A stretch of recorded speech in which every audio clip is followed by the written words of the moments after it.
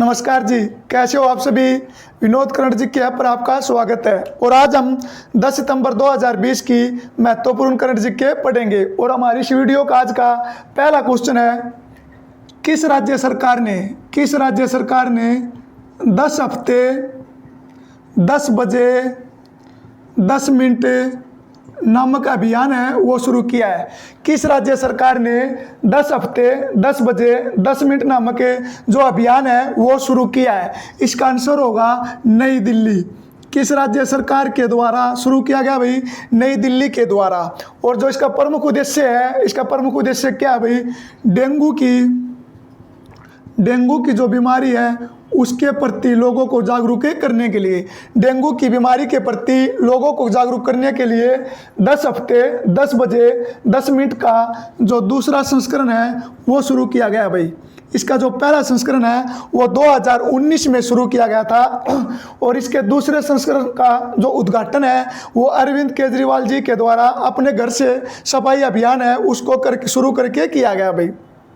मुख्यमंत्री कौन है? अरविंद केजरीवाल। नई दिल्ली के जो राज्यपाल है, उपराज्यपाल, वो कौन है? अनिल बैजल। उपराज्यपाल कौन है? अनिल बैजल। यहाँ के जो दिल्ली पुलिस के कमिश्नर है वो कौन है? श्रीवास्तव। कमिश्नर कौन है? श्रीवास्तव भाई।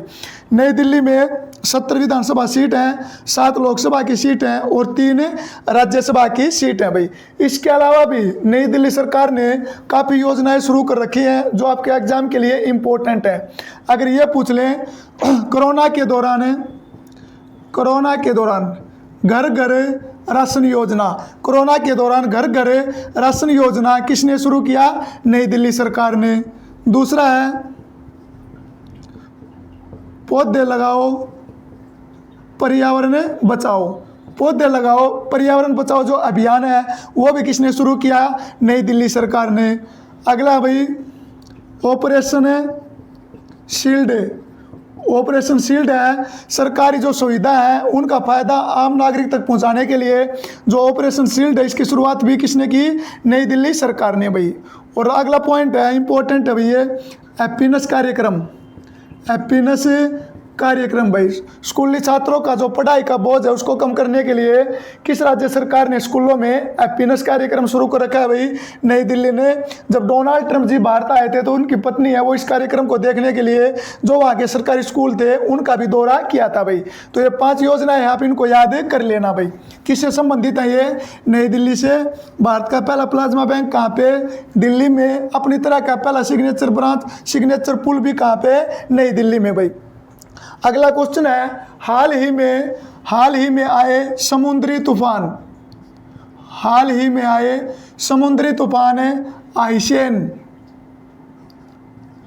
आइसेन ने किस देश में तबाही मचाई है? हाल ही में आए समुद्री तूफान आइसेन ने किस देश में तबाही मचाई है? तो किस देश में भाई वर्तमान में जो आइसेन तूफान है वो आया हुआ है? तो इसका आंसर होगा जापान। कहाँ पर आया भाई? ये जापान में। जापान की राजधानी कौन सी? टोक्यो। जापान में कौन से खेल होंगे 2021 में? ओलंपिक खेल होंगे भाई। और जापान के जो प्रधानमंत्री है शिंजो अबे उन्होंने अपने पद से इस्तीफा अभी हाल ही में इस्तीफा दिया है भाई। तो आइसेन नामक तूफान कहाँ पे आया हुआ है? जापान में। इसके अलावा भी 2020 में कौन कौन से तूफान आए थे जो आपके एग्जाम के लिए इम्पोर्टेंट है? नंबर 1 आपका निसर्ग, नंबर 2 है अम्फान, नंबर 3 आपका बुलबुल और नंबर 4 है क्रिस्टोबेल। भाई। इनको याद कैसे करेंगे? जो निसर्ग है वो कहाँ पे आया भाई? महाराष्ट्र और गुजरात में। महाराष्ट्र और गुजरात में कौन सा आया? निसर्ग। अम्फान कहाँ पे आया? पश्चिम बंगाल और उड़ीसा। अम्फान कहाँ पे आया? पश्चिम बंगाल और उड़ीसा। जो बुलबुल है वो भी कहाँ पे आया? पश्चिम बंगाल और उड़ीसा। क्रिस्टोबेल कहाँ पे आया भाई? ये आपका आया अमेरिका में। क्रिस्टोबेल कहाँ पे आया? अमेरिका में। निसर्ग महाराष्ट्र गुजरात, अम्फान है पश्चिम बंगाल उड़ीसा, बुलबुल पश्चिम बंगाल उड़ीसा, क्रिस्टोबेल है वो अमेरिका, और जो आइशियन है वो कहाँ पे है, जापान में। जापान में कौन से सबसे बड़े खेल होंगे भाई, टोक्यो ओलंपिक कब होगा, 2021 में। कब होगा भाई, 2021 में। अगला पॉइंट है वो फिर पुस्तक से है भाई, और अपनी हर वीडियो में कोई ना कोई पुस्तक हम करवा रहे हैं, जो करंट की है उसके साथ साथ 5 पुस्तक और करवा रहे हैं। ऐसे आपकी बहुत सारी पुस्तक कवर हो जाएंगी, और उसके बाद एक स्पेशल पुस्तक के ऊपर आपकी वीडियो अपलोड कर देंगे भाई। तो अगला क्वेश्चन है, डिसलायर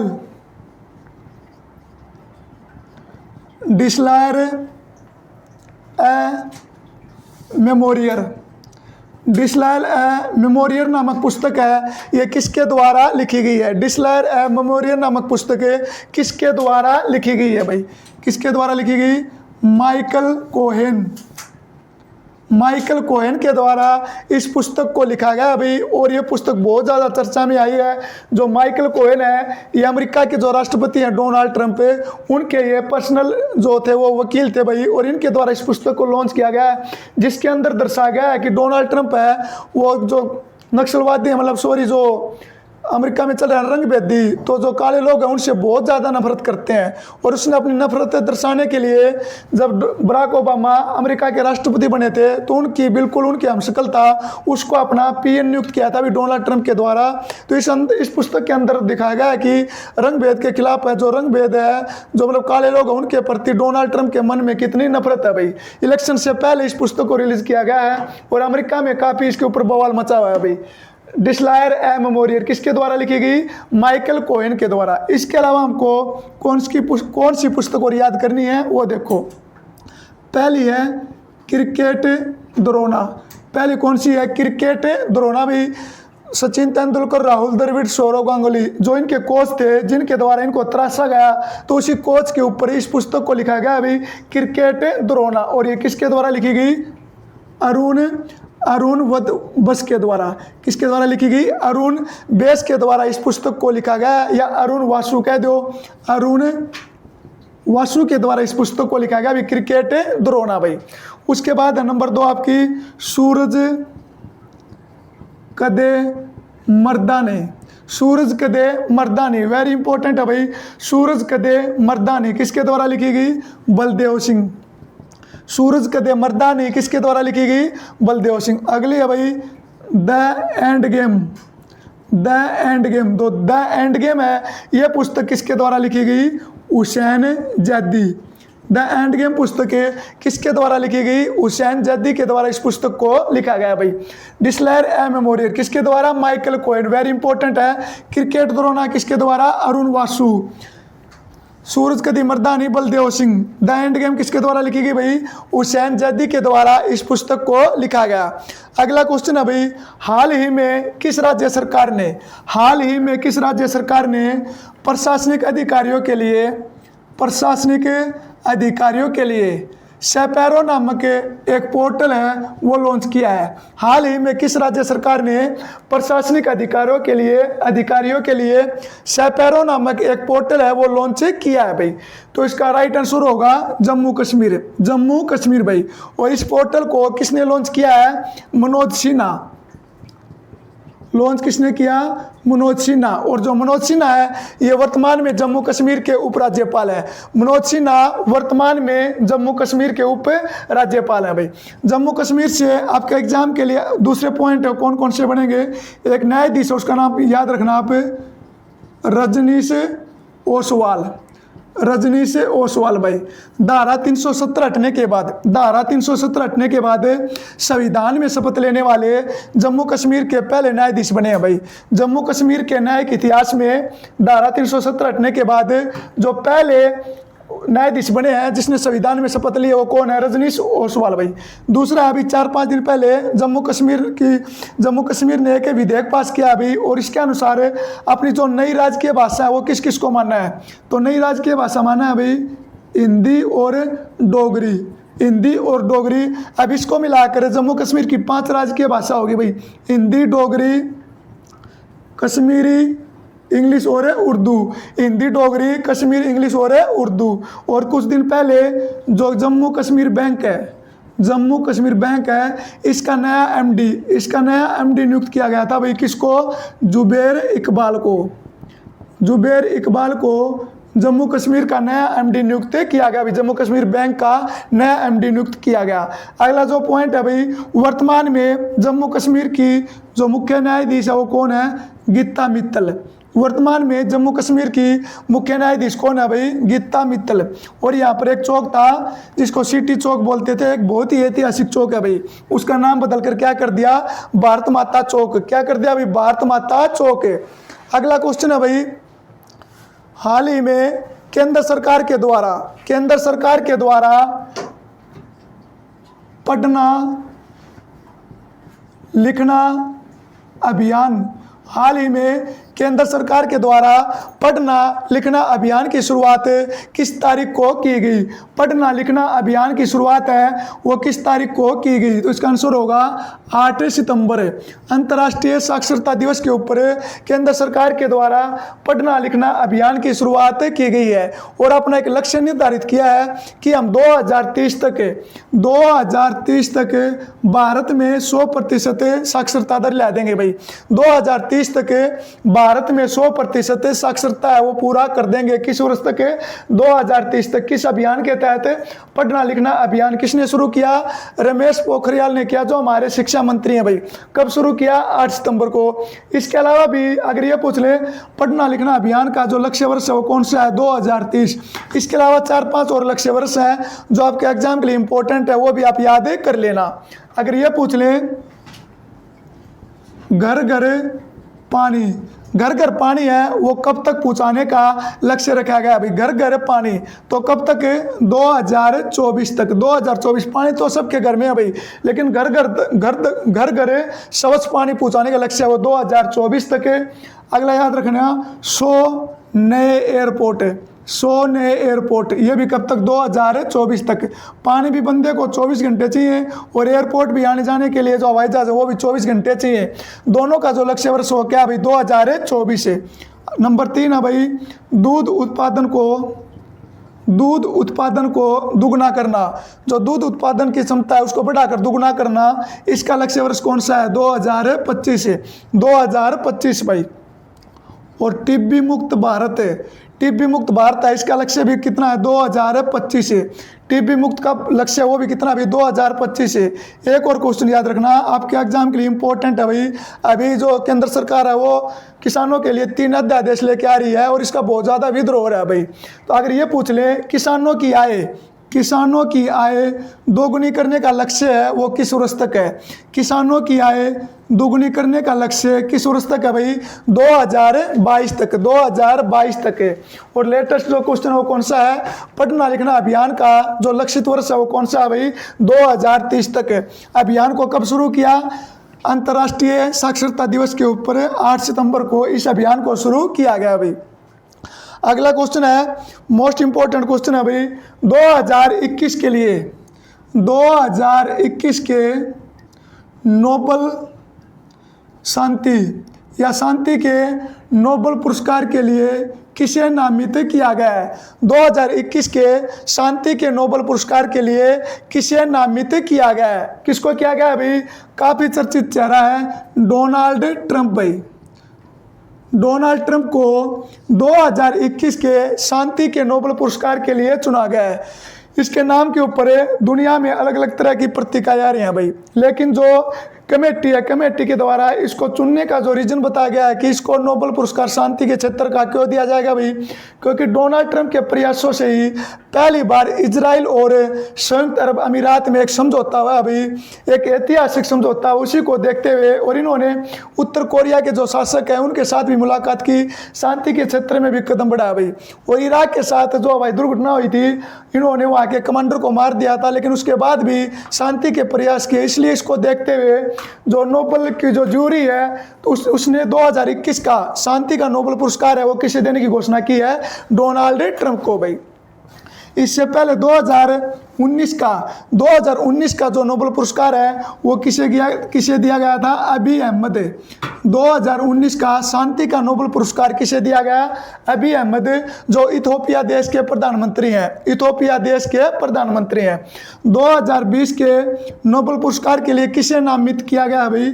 ग्रेटा थनबर्ग। 2020 के नोबेल पुरस्कार के लिए किसे नामित किया गया? ग्रेटा थनबर्ग भाई।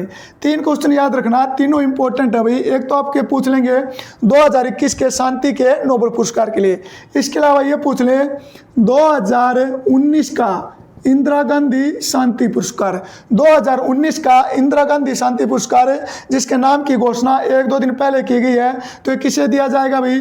डेविड एटरबैन भाई। डेविड एटरबैन को इंदिरा गांधी शांति पुरस्कार दिया जाएगा। एटरबैन को 2019 का 25 लाख रुपए का इसको प्राइज मनी दी जाएगी भाई, और ये इंग्लैंड के रहने वाले हैं भाई। इसके अलावा अगर ये पूछ लें मानवता के लिए गुलेबेकियन पुरस्कार है, वो किसे दिया गया? मानवता के लिए 2019-20 का गुलेबेकियन पुरस्कार किसे दिया गया भाई? ग्रेटा थनबर्ग को भाई। तो डोनाल्ड ट्रंप वाला क्वेश्चन है, ये इंपॉर्टेंट, इसको आप याद कर लेना भाई अच्छी तरह से। अगला क्वेश्चन है भारत के प्रधानमंत्री नरेंद्र मोदी के द्वारा किस शहर में पत्रिका गेट का उद्घाटन किया गया भाई?